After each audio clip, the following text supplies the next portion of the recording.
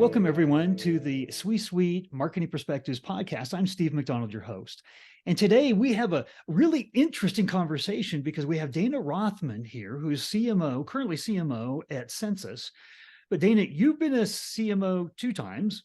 You've actually been a CRO, right? So that working relationship, you got some really interesting insights onto. You've been an advisor. You actually been a former content marketer for Marketo. So you've got a really interesting background. And overall, there is this stat that's out in the marketplace, which is B2B CMOs fail faster than anybody else on the C-suite. In fact, twice the rate of CEOs. So playing 2 different roles on that C-suite, 2 really important roles as CMO and CRO, we're really interested in getting some of your insights today. But first, if you could just maybe expand on your background a little bit, tell us a little bit about how you got here and what you're doing at Census now. Sure. Yeah. Well, first of all, excited to be here on the podcast. I think we have a lot of interesting topics to discuss. So as far as my background, I really started in marketing as a content marketer. So content being the foundation for everything that I do. And I was running content at Marketo, kind of pre and post IPO. Obviously being there during that time, I got to get almost like a PhD in marketing because everything that I wrote about were, what is the latest and greatest best practices that our customers as marketers should follow. And so I got to learn everything from, lead generation to event marketing to marketing analytics, which gave me a really interesting foundation to kind of kick my career off of. Also at that time, I was contacted by Wiley Publishing to write lead generation for dummies as like a published author, which was a really interesting experience as well. Once I left Marketo, I really wanted to expand out what I was doing from a marketing perspective, and I started taking on more and more responsibility in a pretty quick amount of time. One of the key kind of foundations at Marketo was very much like being a revenue marketer and really understanding how to tie what you're doing on the marketing side to revenue for the business. And so I kind of took that with me across my career and ended up as CMO working to market to IT and security leaders. And my first CMO role was at OneLogin. We were a security platform, got acquired.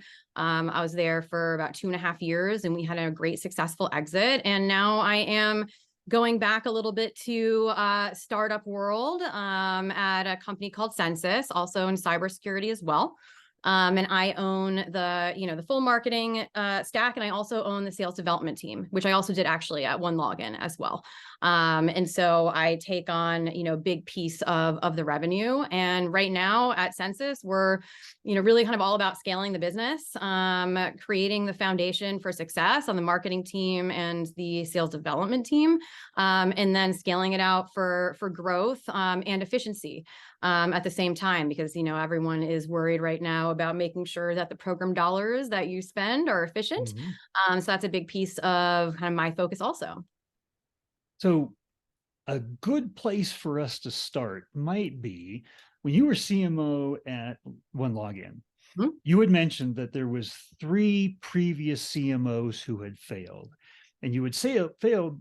So they'd failed large part because they didn't know how to benchmark and track the business all the way up to the board level. What do you mean by that? And what can you share with us from that experience? Sure. So this is, from my perspective of what I kind of saw when I joined, and also a lot of the feedback from my C-level colleagues on, kind of what some of the issues were with the previous marketing organizations. And one of the key things was really being able to, like you said, kind of track the business of marketing to determine, what are we spending, what's working, what's not working, and how are we driving, the bottom line to the business, which at the end of the day is pipeline and revenue. So being able to make those dots or connect those dots was really important. And then, ensure that the organization understood exactly where marketing sat in the customer life cycle, how we think about forecasting, and really up-leveling the conversation from, not just like leads and MQLs and meetings and brand, but how does that actually impact revenue? And how can I, tell that story so that, I can ensure that the board and other folks on the team really understand marketing's impact on the business. I found that kind of at OneLogin previously, there just wasn't a lot of rigor in the foundation of kind of how to do that and how to measure that and how to speak to that. And so that's sometimes I find that in companies that I, end up joining.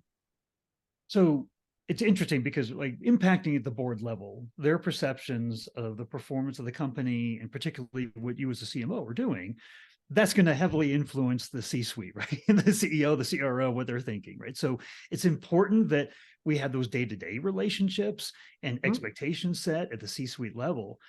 But I've asked this question a lot of CMOs. Nobody has yet talked about, we also need to have our eye focus on the board, right? And creating that relationship with the board. Now, typically, there's a lot of very, very sales centric, right? Rightfully so, CEOs, CROs, and I imagine the board too, right? CROs, you've got quotas over your head. You've got like, there's performance this month we're trying to hit, this quarter we're trying to hit. How do you balance? You talked about the importance of content. I want to come back to that in a minute, but how do you balance the overwhelming desire for short-term performance with what is also seeding the ground, right, for the company as being seen as industry experts and advisors and being worthy of actually garnering time of your buyers and that content that you're creating? Yeah, I mean, it's a challenge, right? Because you kind of do both. You can't really, if you're just focused on the short term and not the long term, you're obviously not creating a strategy that can last. And, kind of the opposite way, if you're just focused on the long term and not the short term, you're not able to see those quick gains that the CEO and the board is looking for, right? So you've got to balance that. And figure out, okay, what are the most important things that I need to be doing right now? Across the team, across, developing the operational excellence you need. And then how do I, kind of balance it with some of the long-term priorities? And it's tough. And sometimes, it waxes and wanes depending on where the business is. And so sometimes I'll have way more time to think through some of the long-term stuff. And then sometimes I will be a little bit more focused on the short term. But I think, the key to both of them is really, you need to develop that foundation for scale. So even from a short-term perspective, if you don't have the right team, if you don't have the right processes, you don't have the right technology, your short-term stuff isn't going to work either. And so I've always been very specific and explicit when I'm coming into a new role, with the C-suite, with the board, in what my process is and what they can expect, from a short term and long term. So you need to make sure that you set the right expectations when you come in. Don't come in and be like, oh, in 90 days, I'm gonna promise you the world. And all of a sudden things are gonna be amazing, because that's not realistic. So being realistic is important. Saying no to things is important as well. So that you can deliver what you promise. When you come in, and it's such an important time, right? Because you're proving yourself. And in any job, in any business, you got to get some short-term wins in order to build the trust, in order to then say, hey, part of this process, part of this game plan is there's longer term, right? What are some of the short-term things that you focus on that help build that trust and confidence in the C-suite and in the board? So I think there's kind of two pieces of it. Let's start with. One is really, you need to assess the team that you have in place. That's super critical in understanding, who do you have, where are the gaps, what is their level of performance? Because that's going to be really the key to being successful, is making sure you have the right team.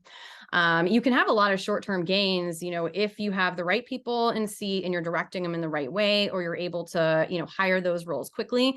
So I'll usually, start there as a big piece of how I hit the ground running. The other piece is in understanding how performance has been historically and doing the work. I have kind of a methodology that I use when I go back in time, figure out okay, what does the funnel look like? What are historical conversion rates? Can I figure out what some of the, what's the cost per lead, the cost per opportunity? How are each of the channels performing? Like, what can I glean? And sometimes you can, if you have a more sophisticated org, you can get a lot out of that. Sometimes the data is quite limited. But once you kind of figure out how things are working, and you can pinpoint the problem areas, and that's usually what I'll go and attack. So as an example, both at OneLogin and Census kind of similarly had initially the problem where meetings weren't converting to qualified opportunities at the rate at which I would expect them to be.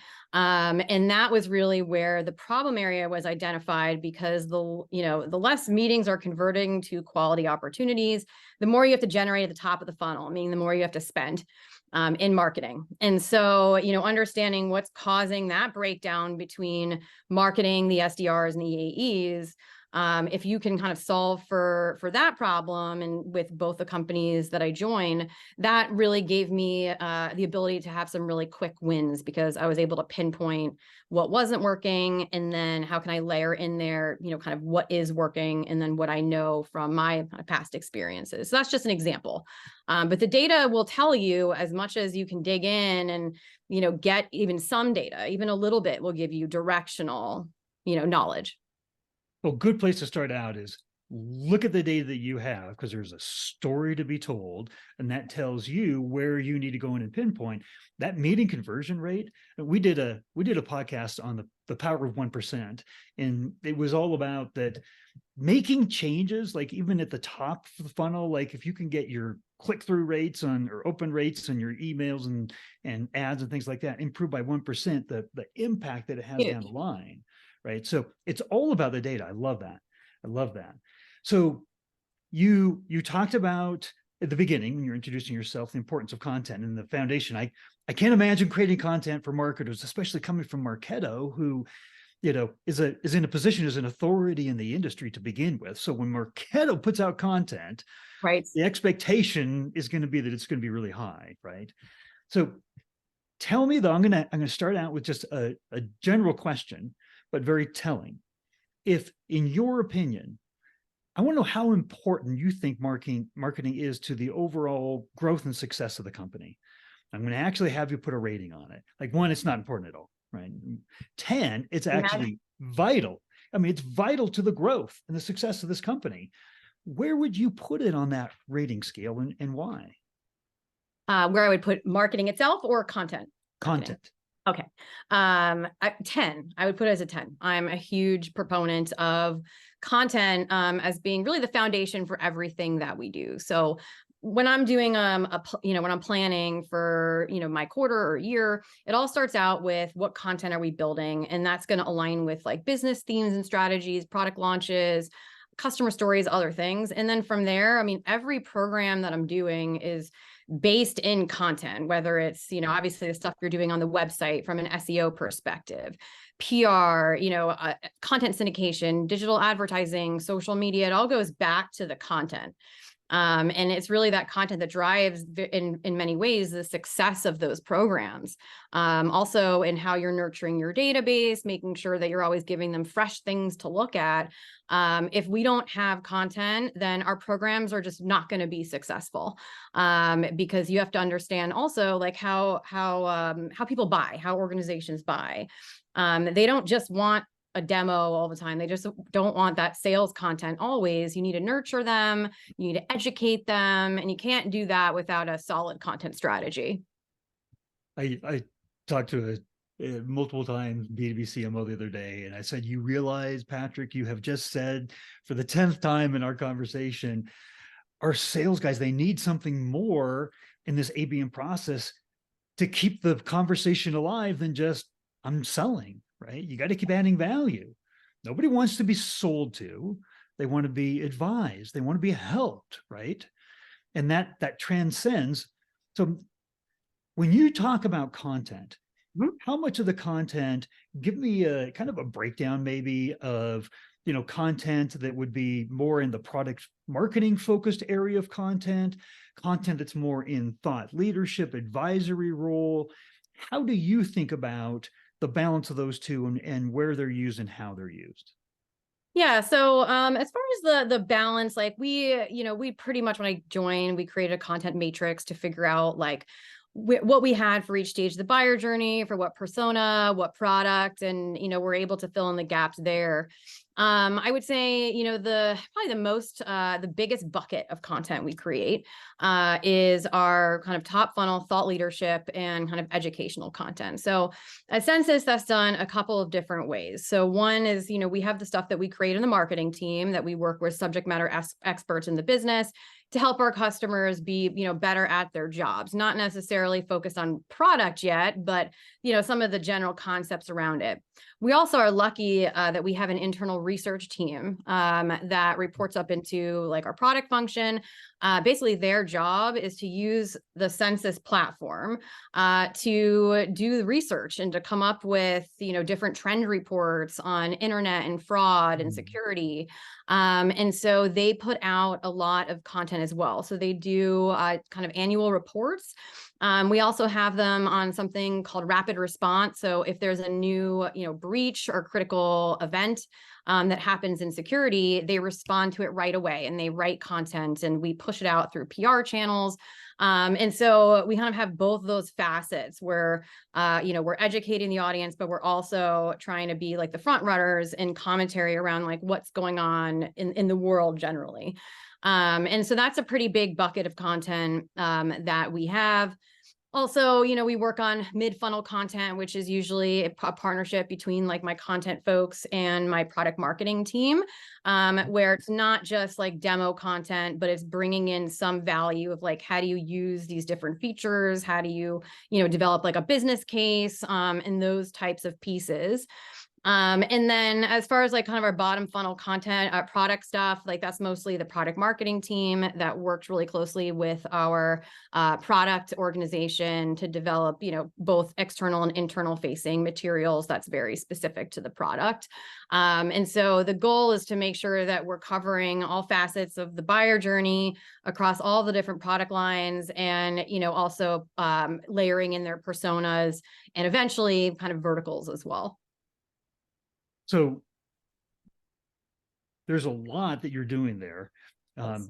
Understand more about why you put a 10 on content, right? That was all content that you were talking about there. The last time that you and I spoke, you were actually in the middle of an initiative of funnel acceleration in the mid funnel. Tell us a little bit about when you think of the concept of funnel acceleration and the importance of content, I'm sure, and what does that mean to you? And what is that initiative? What does that really mean? Yeah. So when I'm talking about mid-funnel acceleration, it's a couple of different things. On the marketing side, it's really, focusing on moving people through our funnel that are, already in funnel, right? So focusing less on that top funnel lead gen and more on how do we move, MQLs to meetings, or how do we move meetings to opportunities? How do we move opportunities to deals? And so not only do we create content that's aligned to like that mid-funnel journey, which is more product focused, it's like the buyer's guides, the analyst reports, the ROI calculators, that sort of thing.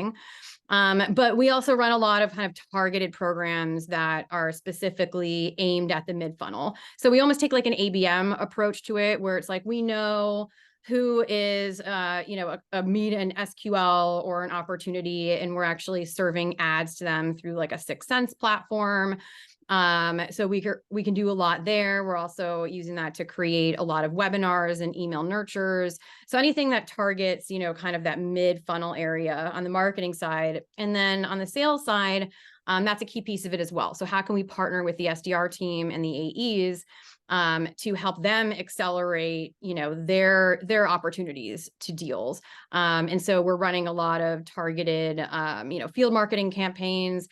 We've seen a lot of success actually with some direct mail campaigns we've been doing recently, where we're doing kind of an outbound assisted program. So like the SDRs are going outbound, but we're providing them with this campaign and direct mail pieces and kind of giveaways for meetings that they can leverage. And that's been super successful. And we've seen a huge increase in outbound source meetings because we're all kind of partnering together at the end of the day, again, for that same goal of revenue, it doesn't really matter where things are sourced, whether it's an SDR outbound or a marketing lead. So putting dollars to, less to lead gen and more to move things for fit faster. And, not every CMO has the SDR, BDR function reporting to them. What is your thought in terms of where that should sit in an organization? Should it sit under the CRO, the CMO? Where should it be? I mean, I think it really depends on the organization, to be honest. I've seen it work both ways, certainly. It's a little bit less common for it to report into, a CMO. But I think, what matters is who's got kind of the will and the time and the energy, honestly, to put towards it. And who understands, how an SDR team functions and how it aligns sales and marketing together. And, kind of understands the importance of building that foundation and that strategy. And it just so happens that, I enjoy SDRs. I've had a lot of success in both building outbound programs and inbound and kind of developing teams. It's a lot of work. And not, if you're a CRO and you're kind of building out a sales organization, you're in a scrappy startup, like you might not have the time or the energy to put towards really developing an SDR team. And so I think it very much just depends on the organization. To be honest. So I don't have necessarily kind of a one way or another. I think it's very specific to how you're set up. One of the things that you had touched on just a little bit earlier, I just wanted to kind of accentuate as a really important point, and it's not just for SaaS companies. Every B2B company is a data company these days. We all have data, and we all have, our clients have their data, and they may not even be looking at it, right? But we have data across all of our client base, right? Across these industries and verticals, and that you have an internal research team that is looking at that and creating content out of that. That's one of the biggest areas, I think, in SaaS and B2B in general, is not taking advantage of that. Because tell us your thought on, to me, the best thought leadership content is it's educating, it's value, it's advising, but it's only sourced from you as the company, right? Like that is your own data, right? Mm-hmm. So that nobody else can provide that. We're trying to be unique. We're trying to provide a unique voice and unique, recommendations and recommendations. How important do you think that is? You've been obviously at companies that don't have that, and now that does it here at Census. What's your thought on how important that is? So, I think it's important if you're able to operationalize it, and not every company can, and not every company has has that data and the ability to go out and tell that story. I think Census is unique in that, like, our platform itself, we scan the internet and hold a ton of data on our platform. And so like our platform itself is, our biggest differentiator is data. So to have a research team that's able to mine that is really important to, our strategy kind of as a business. I think in other organizations, it might not be as important, just depending on, how that's set up. So at previous organizations, I didn't have a research team. So we had to do a lot of the research internally in marketing. I think it really depends. Does your product lend itself to that, or is it kind of more of a stretch? And then again, what stage business are you in? Like if you're a much larger organization, maybe you can fund that type of project, even if it's not like core to your business. But if you're smaller and it's not core to your business, then it's a little bit more difficult. Yeah, the degree of difficulty the bar is rising. So we've talked about a lot in a short period of time here, but if there was one thing that you wanted the audience of C-suite marketers, CMOs, CROs that are very involved, that you wanted them to take away, especially as your background as CMO and CRO, there was one thing that you wanted to leave us with, what would it be? So I think the first thing is, like I've said throughout the podcast, be close to the data, understand it yourself as a CMO, don't just rely on your team to pull it.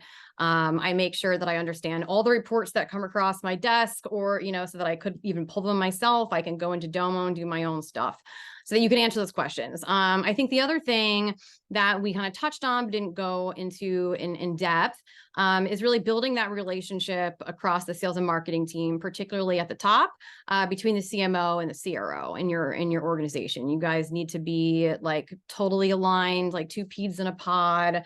Understand each other's businesses and kind of respect the contributions that each other makes.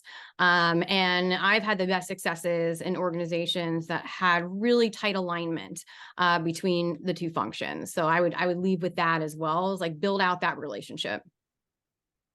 Well, Dana, if people had follow-up questions and they wanted to get a hold of you, if we put up a link to your LinkedIn profile, would that be the Sure. best way to do that? Yeah, that's great. Well, fantastic. Well, thank you for coming on and sharing all these insights. You've got a really intriguing mix between your days at Marketo and content, CMO, CRO, overseeing the SDR function, which can report into either of those areas.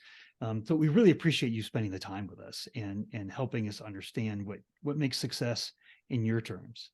Yeah, thank you so much for having me. It's been great.